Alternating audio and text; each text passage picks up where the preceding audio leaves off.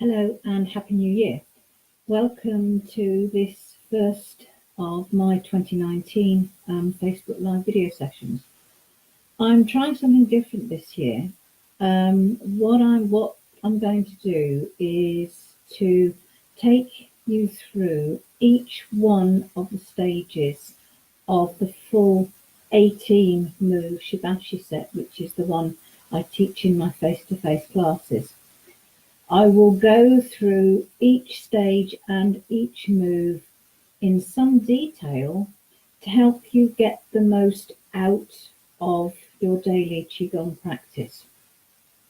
I will still be doing a short qigong set and a mindfulness meditation in these videos, so there will still be some qigong practice for you to follow in this, but I hope what you will learn from these videos each week will enable you to improve and enhance your own practice. People will practice qigong for different reasons. It does give physical, spiritual and energetic benefits, and it certainly can be extremely relaxing. Hopefully, if something that I'm saying doesn't resonate with you, then that probably isn't for you. I will try to talk through each of the aspects of these different ways that qigong can help, so that everybody can take from it what they want.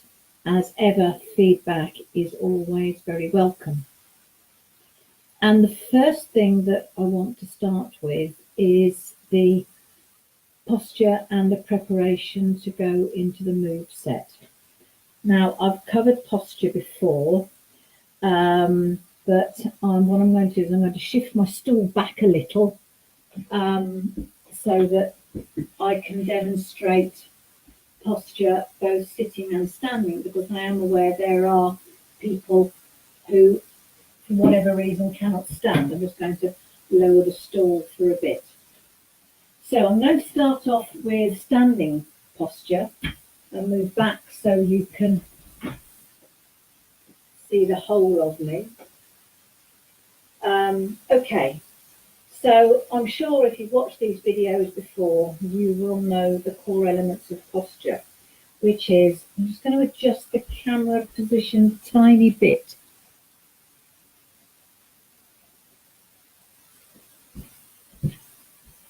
That's better.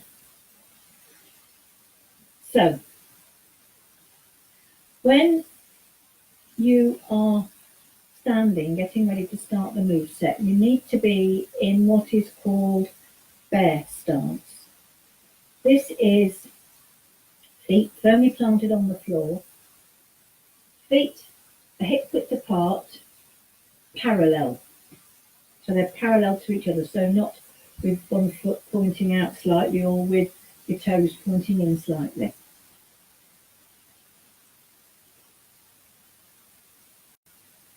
You need to have your back straight. You need to have your neck straight, and you need to try to make sure that the crown of your head is actually pointing up at the ceiling or the sky. And then you need to engage these core abdominal muscles. Why is this all important? For a number of reasons. Energetically, when you are standing or sitting in a good posture, the energy can literally flow better.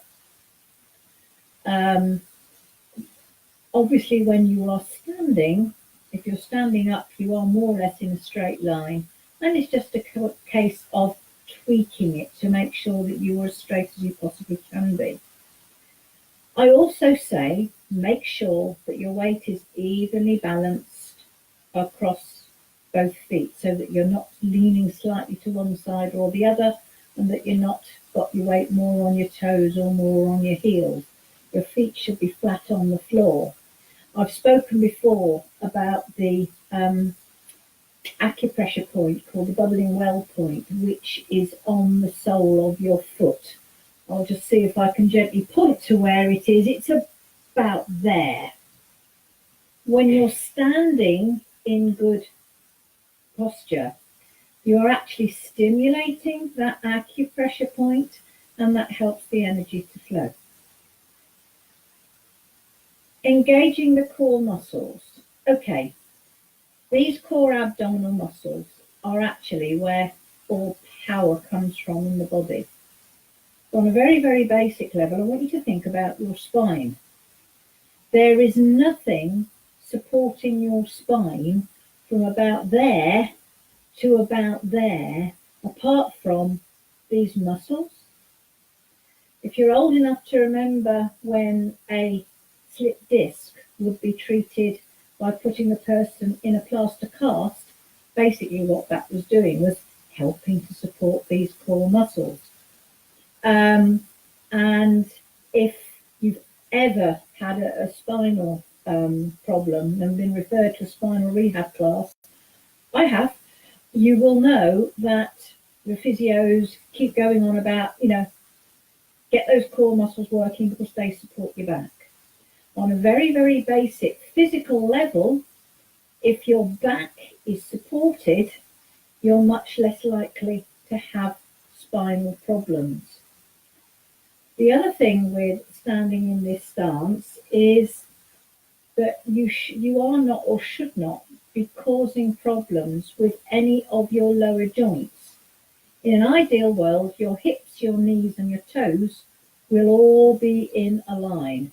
Now, I'm the first to admit that may take some time to get right, so don't worry too much about it if you aren't actually able to do that at the moment. But as long as you know that that's what you should be aiming for, then that's important. Another thing that you need to take care of with your posture is that your shoulders are not hunched. Your arms should be hanging quite loosely by your side.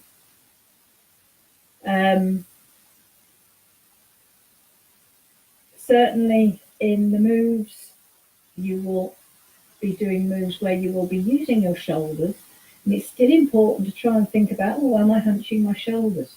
Your shoulders should always be nice and relaxed. As your arms hang by your side, they should feel open, empty. If you literally try to stand and put tension in your arms so you're holding them rigid, and then just relax, you should be able to massively feel the difference. Holding your arms relaxed and loose is so much easier.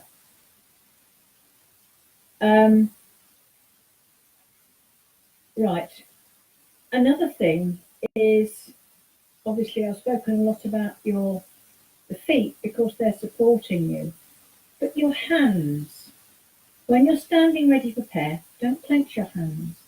Try to have your hands just gently relaxed and open. We'll talk more about hand position with certain specific moves. When you're preparing to start your qigong set, you should feel that every part of you is as relaxed as it can be, given that you don't want to be so relaxed that you fall down. A lot of people will be introduced to Tai Chi and Qigong as part of falls prevention in the NHS, because by learning to stand straight and by doing the moves, you can in fact learn to balance yourself better. And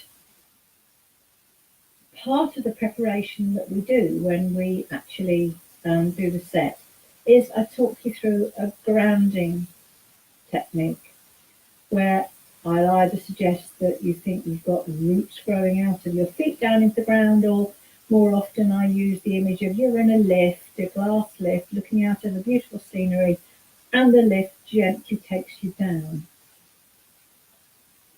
By increasing your awareness of your connection to the ground, you actually help keep your feet firmly on the ground. And that's one reason why this can help if you have had falls. Now, all this is all very well if you're capable of standing up. There can be a large number of people, for whatever reason, because they have arthritis or because they've got bad backs, for whom this is something that they just can't do. If you need to sit, I'll bring my stool into play again, that's fine. Just make sure that you're sitting, again, feet are hip width apart, back straight. You can still engage these core muscles, still keep your back straight, still keep your neck straight, still keep the crown of your head pointed up at the sky. And have your hands hanging loosely by your side. Ideally, you do not want to do qigong in a chair that has arms for obvious reasons. So your arms can gently hang loosely by the side. You can still make sure that your feet are flat on the floor, and you can try to make sure that your knee joint and your hip joint are at 90 degrees. That's not as good as being straight, which you would be if you were standing, but it's better than being all hunched up like that, because you want your body to be as open as possible.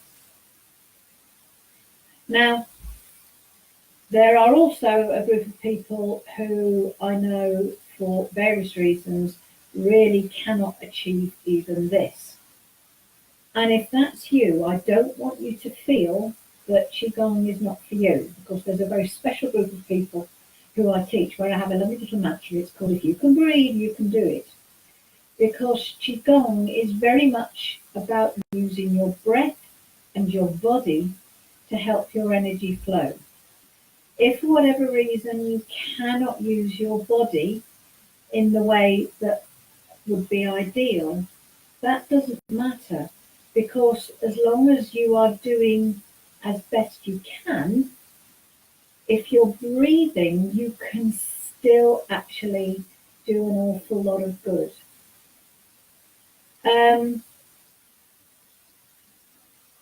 One key thing with qigong, and this is going very, very much back to basics, is whatever you do, it shouldn't cause you pain or discomfort. So if you find yourself trying to copy me and you're going, oh, can't get my shoulders up, can't get my hands up, whatever, don't do it. Just adjust the movement so that you are doing what is comfortable for you.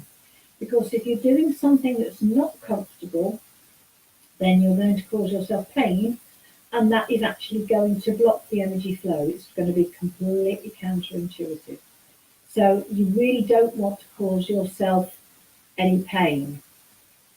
That's totally against what we're trying to do. And if you're sitting there thinking, oh, but my hips are really painful, I can't sit straight, I can't do this, I can't sit with my feet, parallel because, I've got poorly knees or poorly ankles. Again, that's fine. When you know what you should be doing and you are practicing a little every day, and it really is important that you do try and do some practice every day. The more you practice, the easier it gets. Sometimes, if you're being very mindful of your body as you proceed through the set, you will find that at the start of a move, you really don't want to, move your arms very far. But as your muscles gradually loosen, you've got much greater freedom of movement. So even though you can't do it now, there's nothing to say that you won't be able to do it later on in this set. And even if that doesn't happen, if you keep practicing, there's nothing to say that you won't eventually be able to get much closer to what I'm ideally saying that you should be doing. Qigong really is for everyone of almost any age, regardless of your physical abilities or level of fitness. As long as you can make some attempt to follow what I'm doing, even if all you do is follow it in your imagination, because don't imagination is the third aspect of this, that you can use your mind to help direct the energy. And if you, in your imagination, can imagine that, even if you're in a wheelchair or sitting in a chair and you can't sit up as straight as you want, if you can imagine that you are, then that is, in many ways, the first step to actually improving things for you. Okay, so in a moment I'm going to stand up, move this stool out the way so that you can clearly see what I'm doing, and I'm going to take you through the normal moves, the 4 moves that we normally do, and I will be leading the normal mindfulness meditation at the end.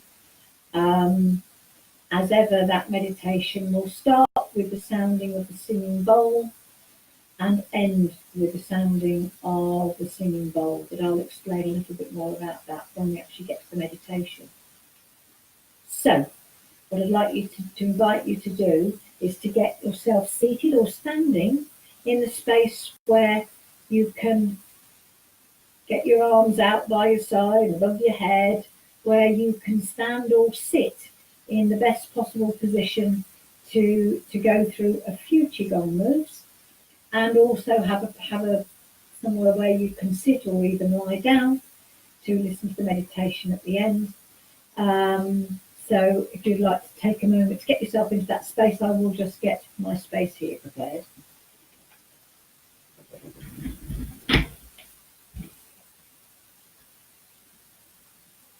So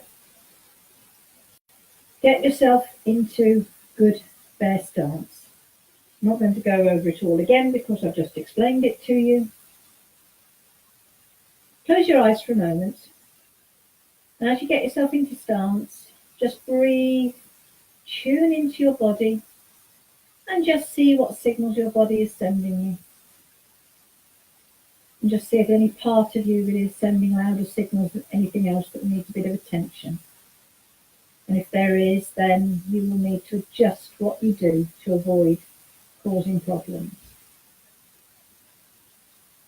Maybe you can also decide how you'd like to feel at the end of this session. Just tune into your mind and your thoughts and your emotions. And just get a thought in your head as to how you would ideally like to feel at the end of this session. And then when you're in good bear stance, I'd like you to just imagine yourself in that beautiful glass lift, looking out over the most beautiful countryside. And with every out breath, I'd like you to imagine that lift gently slips down, floor by floor, until it reaches the ground.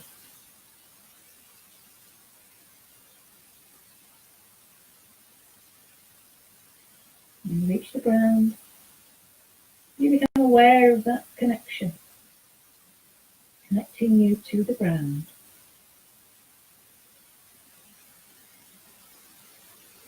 Then turn your hands so that your palms facing backwards. And then with the next in-breath, slowly let your hands float up in front of you. And then as you breathe out, just let them sink back down. Find your own breath and your own rhythm. Only move your arms as far as you can do in one gentle, easy breath. Almost try to let the movement of your arms be in response to the breath.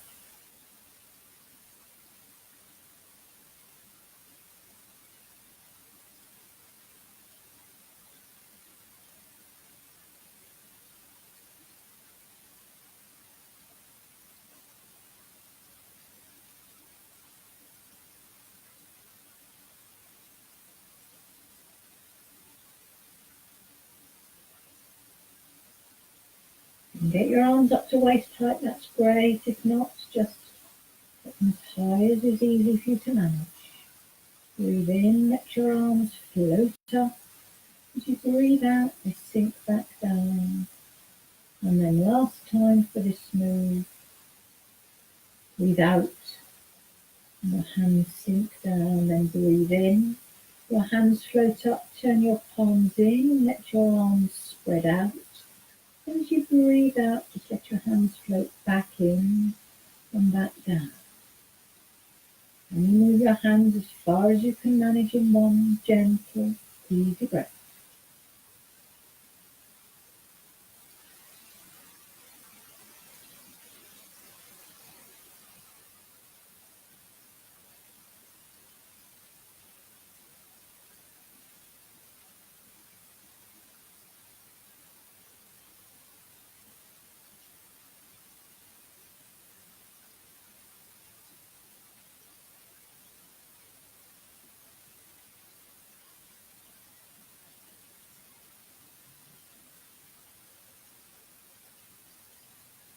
Breathe in, your hands float up and spread out. As you breathe out, your hands float back in and back down. And then last time for this move.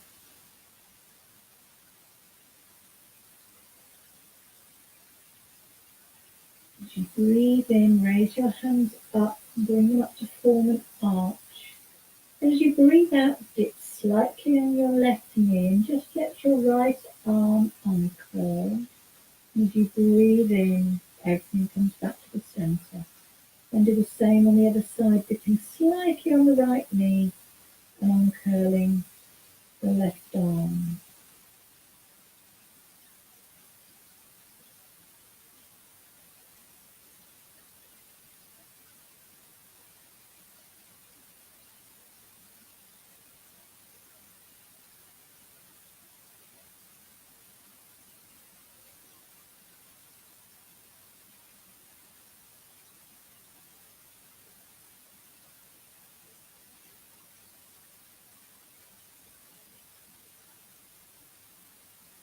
Breathe out, dip on one knee, uncurl the opposite arm, breathe in, and everything comes back to the top. And then last time for this move, breathe in, your hands meet at the top, then turn your palms out. As you breathe out, stretch your hands gently, float down all the way to the bottom. As you breathe in, your arms rise up again. Take your hands up as high as you can comfortably manage.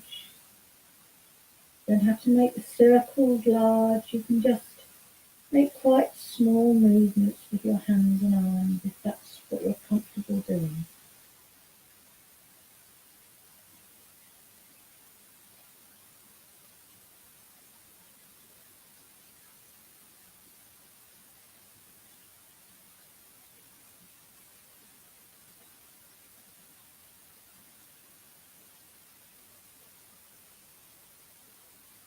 Breathe in, let your arms float up.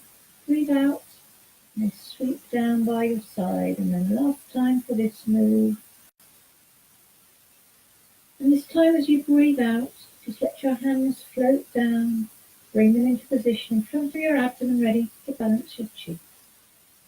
As you breathe in, imagine you're feeling around a small ball, and as you breathe out, imagine you're pushing that ball underwater.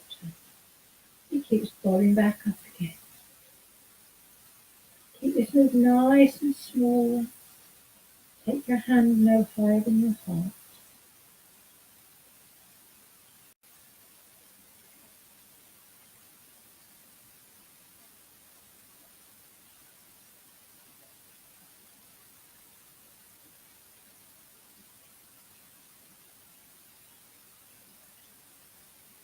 Breathe in, smooth around the ball. Breathe out and push it down. And then last time for this move, smooth around the ball. And this time as you breathe out, let your hands come to rest in front of your belly button. Just for a moment, stand and breathe, checking your posture. And just let everything settle.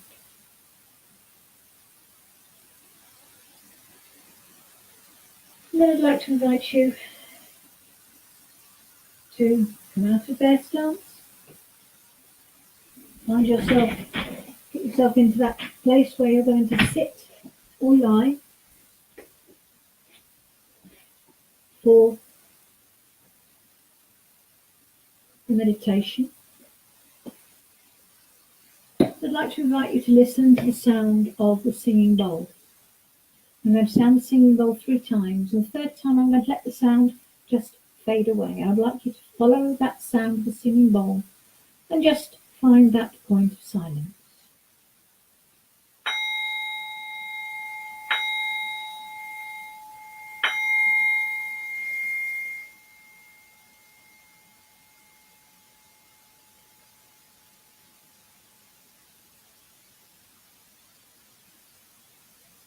Follow the sound of the singing bowl as it fades into silence.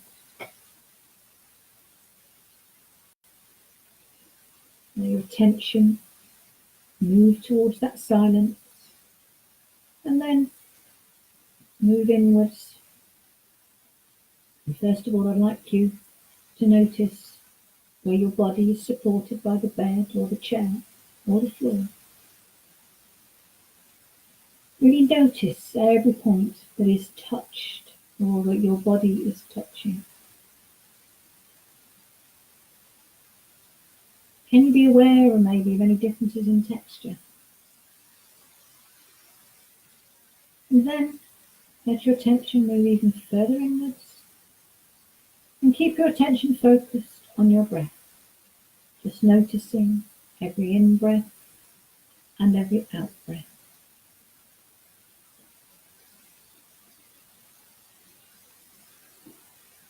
And as you notice your breath, let go of any natural tendency to wonder if you're noticing the right thing or if other people are doing it better or to think that you're doing it wrong, because whatever you notice is perfect for you. And even if you notice that your mind has wandered away, that's okay, because mindfulness isn't about clearing your mind. It's about being aware of what your mind is doing. And so when you notice that your mind has wandered away, you're being mindful. And when you lead your mind gently back to focusing on every in-breath and every out-breath, you are succeeding in being mindful. And it doesn't matter how many times you need to do this, as long as every time you bring your mind back to focusing on just this breath coming in, just this breath going out. Because right here, right now, whatever else may be going on, all that matters is this breath coming in and this breath going out, anchoring you into this moment.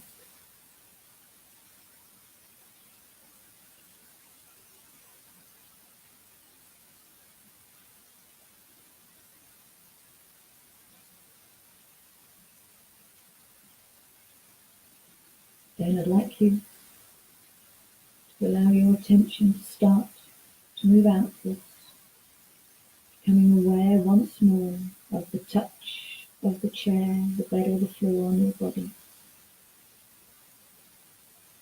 And then try to become aware of the space that your body takes up in the room. Maybe becoming aware of that barrier between you and the room, that's your skin. And you become aware of the touch of clothes on your skin. And then let your mind move further out, where you become aware once more of the room and the sounds both inside and outside the room. And then listen to the sound of the singing bowl again, and this time keep your eyes closed. And on the third chat sound, just allow your eyes to open.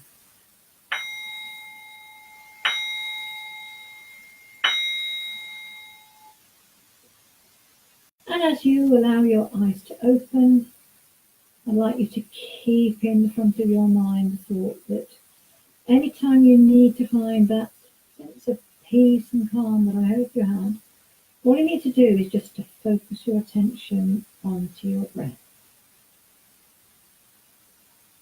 Okay, that was a much shorter meditation than I normally do. That's partly because I was doing with a longer introduction.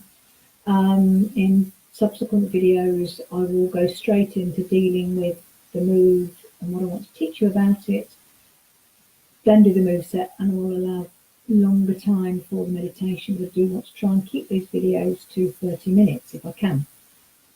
As ever, if you enjoy these videos and would like a longer class type session where all I'm doing is demonstrating moves and doing mindfulness, that is available to people who sponsor me on my Patreon page. There is a link to that on the Crystal Wolf Holistic Care page. The videos are also available on YouTube. Please do feel free to share this link with anybody that you think might benefit from this. The more the merrier. Next week I will start things in logical order, and I will be looking at in detail at the first move that we do in this set, which is of course the first move of the shibashi set. Thank you very much.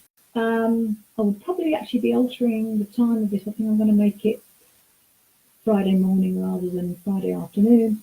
But watch out for that. Most of you don't watch it live anyway and just catch the video whenever I post it. So thank you for watching me, and I will see you all next week.